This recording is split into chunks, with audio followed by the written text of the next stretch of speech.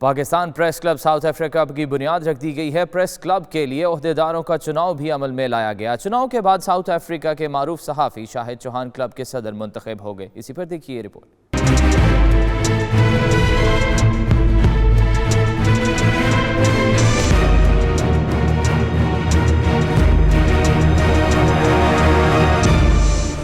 جنوبی افریقہ کے شہر جوہانسبرگ میں مختلف میڈیا کے نمائندوں نے Pakistan press club South Africa کی بنیاد رکھنے اور سال 2019 سے 2020 کے لیے عہدیدار منتخب کرنے کے لیے اجلاس طلب کیا، جس میں باہمی مشاورت سے معروف صحافی شاہد چوہان کو صدر منتخب کر لیا گیا۔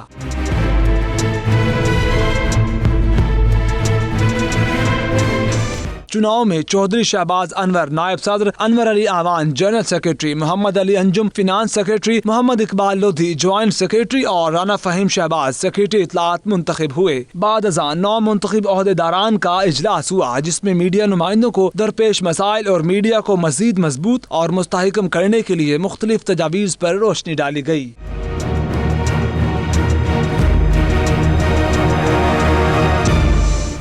نو منتخب صدر شاہد چوہان نے تمام ممبران کا شکریہ ادا کرتے ہوئے کہا، مل جل کر میڈیا کی مضبوطی کے لیے کام کریں گے۔ میڈیا کو مضبوط کرنا کمیونٹی کی آواز کو مضبوط کرنا ہے۔